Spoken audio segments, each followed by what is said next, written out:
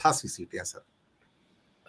बोरा sir, जहां तक मुझे याद पड़ता है, पिछली बार भी हरियाणा चुनावों की घोषणा पहले हुई थी, महाराष्ट्र चुनावों की घोषणा बाद में हुई थी।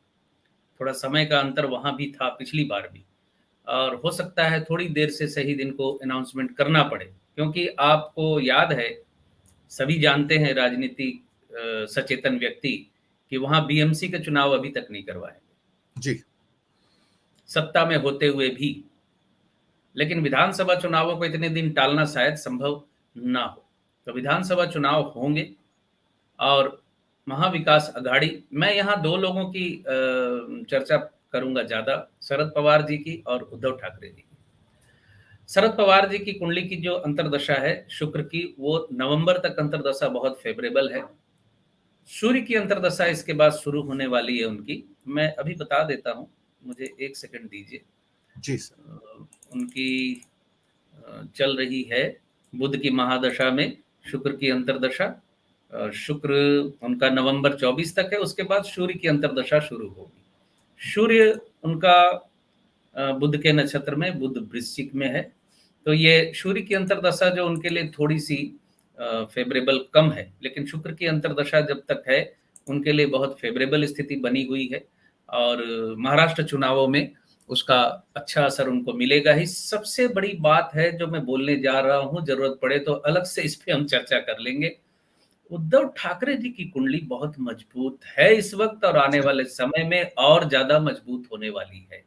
मैं बड़ा सिंपल तरीके से आपको बता दूं, जी सर। एकादश भाव को मैं सफलता का भाव मान के चलता हूं। मैं नहीं, ज्योतिष शास्त्र में ही एकादश भाव को प्राप्ति का भाव कहा जाता है। और उद्धव ठाकरे जी की कन्या लगन की कुंडली में चल रही है इस वक्त जुपिटर की महादशा। जुपिटर इनका केतु के नक्षत्र में है, जो शुरुआत इसके लिए इनके लिए अच्छी नहीं रही थी। लेकिन जुपिटर में इनको चंद्रमा की जो अंतर्दशा शुरू हुई है 2024 से, फरवरी 2024 से जून 2025 तक चलेगी। ये चंद्रमा शुक्र के नक्षत्र में है। शुक्र एकादश भाव में बैठा हुआ है बहुत स्ट्रांगली, ठीक है। चंद्रमा की अंतर्दशा में ही लोकसभा चुनाव हुए हैं। चंद्रमा की अंतर्दशा में ही लोकसभा चुनाव हुए हैं, और महाराष्ट्र विधानसभा चुनाव उद्धव ठाकरे जी की चंद्रमा की अंतर्दशा में ही होंगे, क्योंकि मई 2025 तक चंद्रमा की अंतर्दशा उनको है। तो अब समझ लीजिए, महाराष्ट्र चुनावों में उद्धव ठाकरे जी का कद और बड़ा होकर उभरने वाला है। लोकसभा चुनावों में भी मैंने कहा था कि लोकसभा चुनावों में उद्धव ठाकरे जी की पार्टी अच्छा प्रदर्शन करेगी, तो उन्होंने अच्छा प्रदर्शन किया था। एनसीपी भी नहीं कर पाए थी, जो दूसरी एनसीपी बनी अजीत पवार जी की, और शिंदे जी की शिवसेना भी लोकसभा में अच्छा प्रदर्शन नहीं कर पाई थी। तो जाहिर है सितारों की शक्ति के कारण ही नहीं कर पाए, नहीं तो शिंदे जी के पीछे सारी शक्तियां खड़ी।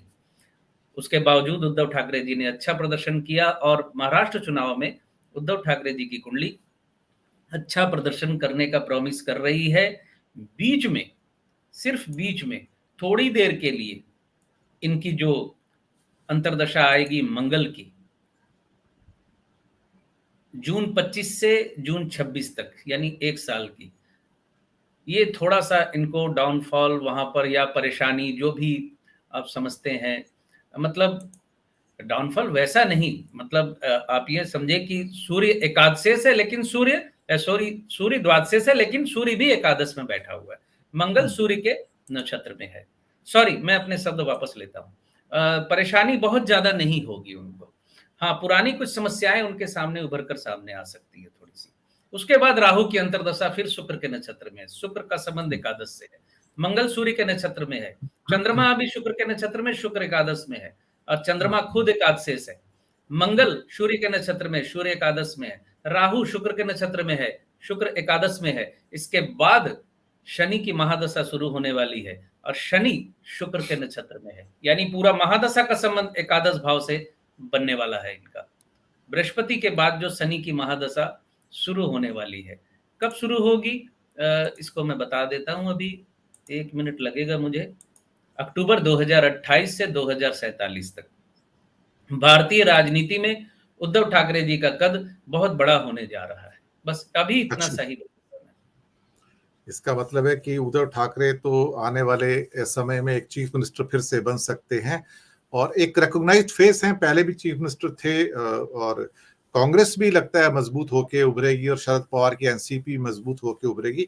एक सवाल और पैदा होता है महाराष्ट्र से ही, ये अजीत पवार का क्या होगा सर? कुछ ये और शिंदे का क्या होगा? क्या ये धीरे-धीरे ये भी लुप्त हो जाएँगे या थोड़ा बहुत ऐसे ही निर्दलियों की तरह लड़ते रहेंगे, क्या करते रहेंगे? सर अजीत पवार का डिटेल मेरे पास नहीं है, लेकिन शरद पवार जी की स्थिति अच्छी रहने वाली है, मतलब ही अजीत पवार जी की स्थिति अच्छी होनी नहीं है। अच्छा, और उद्धव ठाकरे जी की ओवरऑल स्थिति जब अच्छी होने वाली है, तो ज़ाहिर है अजीत पवार को या तो वापस फिर बैक टू होम करना पड़ेगा, बैक टू पैविलियन करना पड़ेगा।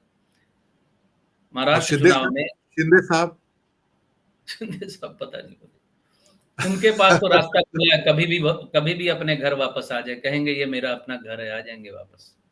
जी, जी, जी। कश्मीर, राजनीति हरियाणा में कुछ भी हो सकता है, राजनीति में कुछ भी हो सकता है, इसको कोई माइंड भी नहीं करता।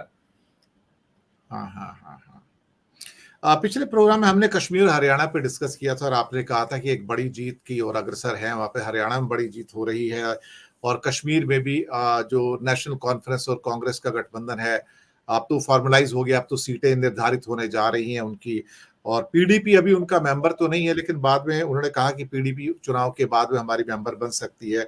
लेकिन भारतीय जनता पार्टी की ओर से राम माधव को वापस से झोंक दिया गया है, जिनको पहले हटा दिया गया था। ये वही राम माधव हैं जो कुछ क्या कहते हैं, सत्यपाल मलिक जब वहां पे गवर्नर थे तो उनके पास कुछ फाइलें उद्योगपतियों की लेके गए थे कि भाई इनके जो क्या कहते हैं ना कमीशन जो होती है उसका अप्रूव करो, तो सत्यपाल मलिक जी ने उनको डिसअप्रूव कर दिया था। उनकी फिर गवर्नरी भी चली गई, इसके अंदर राज्यपाल के पद से भी हटा दिया था उनको बाद में वहां से। लेकिन एक बात तो है कि वो राम माधव को फिर वापस लाया गया, यानी कि फिर से कोई क्या कहते हैं कि नया षड्यंत्र रचा जाएगा वहां पर देखा जाए तो क्या कश्मीर में कोई ऐसे चांसेस है कि भारतीय जनता पार्टी 90 सीटें हैं, 90 में से जो असेंबली सेगमेंट की विक्ट्रीज आई हैं सिर्फ उनकी 29 थी और सिर्फ जम्मू रीजन में उन्होंने फाइट किया, घाटी में तो फाइट ही नहीं किया। इस बार भी घाटी में फाइट करने के लिए 4-5 सीटें सुनने में आया कि वो लड़ेंगे। कुल मिला के 90 में से करीब शायद वो 50-55 सीटें लड़ने जा रहे हैं। तो मेजोरिटी तो मिलेगी नहीं, मेजोरिटी के लिए उनको 46 सीटें चाहिए 90 में से, तो वो तो मिलने वाली है नहीं। पर और क्या जोड़-तोड़ ऐसी हो सकती है जो अमित शाह और मोदी जो हैं या राम माधव के द्वारा कश्मीर में करना चाहते होंगे? कोई ये आखिरी सवाल है मेरा और साथ में कश्मीर और हरियाणा के बारे में जो आप ऐड करना चाहें। कुछ आपको इसमें षड्यंत्र की बू आती है क्या बीजेपी के द्वारा? राम माधव जी का जाना मुझे ऐसा लगता है जैसे कि इनके पास दूसरा कोई ऑप्शन नहीं है उस जगह को फिर संभालने के लिए। हुँ। ये कमजोरी भरा निर्णय मुझे दिखता है, मेरे अपने पॉइंट ऑफ व्यू से। डेस्पिरेशन है, डेस्पिरेशन है। डेस्परेशन है और दूसरी बात है कि 2026 तक, जनवरी 2026 तक बीजेपी की जो कुंडली की स्थिति है, जो अंतर्दशा चल रही है, जिस अंतर्दशा में बीजेपी बहुमत प्राप्त करने में असफल रह गई है लोकसभा में, वो अंतर्दशा और वो कुंडली की स्थिति जनवरी 26 तक है इनकी। तो हुँ। अभी भाजपा अगले 1 डेढ़ साल तक बहुत अच्छा प्रदर्शन करने में कामयाब कहीं भी हो पाएगी, इसमें मुझे थोड़ा शक है। शक इसलिए भी है, एक तो पार्टी की स्थिति, दूसरी जो मुख्य नेता है जिसके चेहरे पे सारा चुनाव लड़ा जाता है, उनकी खुद की स्थिति भी। जी, दोनों मिलकर वो डाउनफॉल का या बहुत अच्छे रिजल्ट का इशारा नहीं करती। जी। और हरियाणा कोई में, जी, जी, हरियाणा। हरियाणा में अच्छा फल करेगी कांग्रेस। हरियाणा में भाजपा अच्छा फल नहीं करेगी, ये बिल्कुल बहुत स्पष्ट है। जी। कोई और दर्शकों के लिए आप अपनी ओर से कोई भविष्यवाणी कोई करना चाहते हैं, कोई पॉइंट ऐसा जो आप अपनी ओर से कहना चाहें? आपने आखिरी सवाल। हाँ, आखिरी मैं बोलने जा रहा हूँ, आपने कुछ घटनाओं का ज़िक्र किया मुझसे, विभिन्न जगहों पे हो रही हैं। जैसे अभी कल असम में हुई, बंगाल में एक घटना हुई, इस तरह की घटनाएँ क्यों हो रही हैं? ग्रहों की स्थितियाँ ऐसा क्यों है? तो मैं जो बोलने जा रहा हूँ, दर्शक मित्र थोड़ा ध्यान से सुनें इस बात को और इस पे एक सेपरेट प्रोग्राम एक और करेंगे। बृहस्पति 2025 मई 2025 से 2033 तक अतिचारी होने जा रहा है, यानी 8 वर्षों तक बृहस्पति अतिचारी होगा। और बृहस्पति जब-जब अतिचारी होता है, तब-तब जीव मुश्किल में आते हैं, यानी जनता, मनुष्य, पशु-पक्षी, ये सब मुश्किल में आते हैं। थोड़ी और जानकारी अगर दर्शक मित्र चाहते हैं तो मैं बता दूं, पहले विश्व युद्ध के दौरान बृहस्पति अतिचारी था, दूसरे विश्व युद्ध के दौरान बृहस्पति अतिचारी था, तीसरा विश्व युद्ध भी मुहाने पे खड़ा लग रहा है, और महाभारत काल में भी बृहस्पति अतिचारी था। इस पे एक सेपरेट प्रोग्राम करेंगे हम। ये बहुत मतलब बहुत ही गंभीर विषय है, और मैं इसको इस तरह से ही बताऊंगा जिससे कि लोग ज्यादा चिंता ना करें। ठीक है, इस विश्व युद्ध पे तो मैं सोच रहा हूँ कि कोशिश करेंगे मिड वीक में एक अलग से सेपरेट प्रोग्राम ही कर लेंगे, एक 15-20 मिनट का, एक लोगों तक पहुंच जाएगा कि एक स्पेशल सिद्धांत सहगल स्पेशल के रूप में एक दे देंगे उनको, लोगों को, तो वो कर शायद तो लेंगे, हम विस्तार में उस कर पर लेंगे। बात कर पाएंगे। हाँ, कर लेंगे, उसके कुछ पॉइंट्स मैं नोट करके रखूंगा बताने के जी लिए। बिल्कुल, तो मिड वीक के अंदर हम देखते हैं कि एक स्पेशल प्रोग्राम एक विश्व युद्ध के ऊपर भी लेकर आते हैं हम आपके साथ में, तो ये बहुत अच्छा होगा।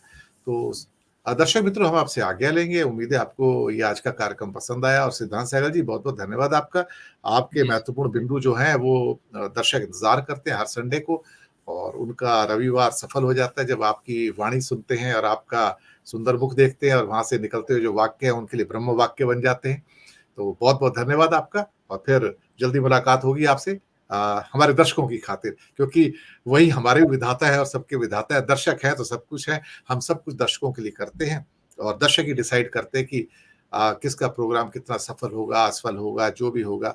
जैसे फिल्म को एक सफल किया जाता है तो दर्शक कहते हैं हाँ ये पिक्चर कामयाब हो गई है, तो हमारे भी प्रोग्राम्स ऐसे होते हैं। दर्शक कब किसके ऊपर अपनी उंगली रखते हैं पता नहीं लगता, लेकिन आपको तो पसंद करते ही करते हैं, इसमें कोई शक वाली बात नहीं है। तो बहुत बहुत धन्यवाद आपका। जी, नमस्कार।